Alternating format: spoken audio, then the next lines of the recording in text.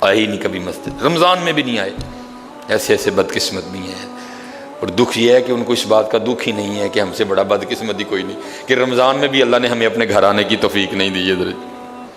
وہ اپنے موبائل پہ، وہ اپنی گھڑی پہ، وہ اپنے تعلقات پہ، وہ کسی سوسائٹی میں اپنا گھر ہونے پہ بڑے خوش ہیں، لیکن ان کو اس بات کا پتہ ہی نہیں کہ اللہ ہم سے اتنا ناراض ہے کہ سب سے مسلمانوں کا خاص الخاص موقع، مسلمانوں کے سب سے خاص ایام، شہر رمضان الذی انزل فیہ القرآن، سب سے مبارک مہینہ مسلمانوں کا، اللہ نے اس میں بھی مجھے اپنے گھر میں آنے کی توفیق نہیں دی. وہ اسی بات پہ خوش ہے کہ میرے پاس آئی فون 13 پرو میکس ہے، وہ اسی بات پہ خوش ہے کہ میرے پاس بڑی قیمتی گاڑی ہے.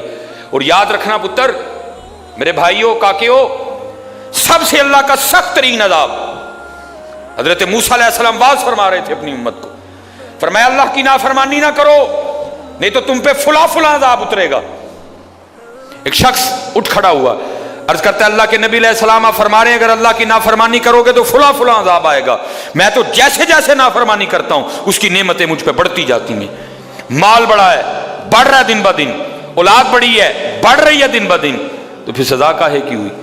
حضرت موسیٰ علیہ السلام کوہ طور پہ تشریف لے گئے، جا کے اللہ کی بارگاہ میں عرض کی اللہ میں تیری مخلوق کو تیری طرف دعوت دے رہا تھا، ان کو گناہوں کی نحوست سے ڈرا رہا تھا، گناہوں کے عذاب سے ڈرا رہا تھا، اگر تم اللہ کی نافرمانی کرو گے تو یہ عذاب تم پہ اتریں گے. ایک بندہ اٹھ کھڑا ہوا اور آگے سے عرض کرتا ہے اللہ کے نبی علیہ السلام میں تو جیسے جیسے نافرمانی کرتا ہوں مجھ پہ اس کا کرم، اس کا فضل بڑھتا جاتا ہے. میں نے پوچھا کیا کرم ہے؟ اس نے کہا مال بڑا ہے، بڑھ رہا ہے، اولاد بڑی ہے، بڑھ رہی ہے، مویشی بڑے ہیں، زمینیں بڑی ہیں، کھیتی باڑی بڑی ہے، بڑھ رہا ہے میرا. اللہ پاک نے فرمایا میرے کلیم، میرے جو عذاب کے انداز ہیں، میری جو عذاب کی صورتیں ہیں، ان میں سے جو سخت ترین عذاب ہے اس وقت میں نے اس بندے کو وہ عذاب دے رکھا ہے.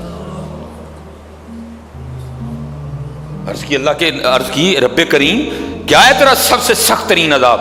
فرمایا میرے کلیم جس سے میں سب سے زیادہ ناراض ہوتا ہوں اس سے میں توفیق سجدہ چھین لیتا ہوں. اپنے آئی فون پہ خوش نہ ہو، کسی سوسائٹی میں گھر بنا کے خوش نہ ہو، برانڈ کے کپڑے پہن کے خوش نہ ہو، اصل شانوں والا وہی ہے جس کو توفیق سجدہ ہے.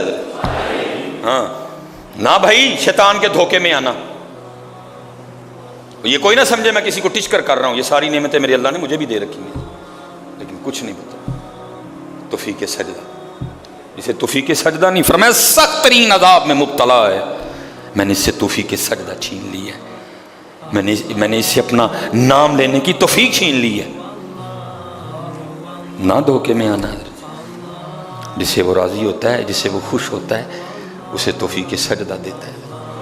لیکن کیا ہے، ہم جناب ماڈرن سیکولر بہو جی صاحب جی بڑے خوش ہیں.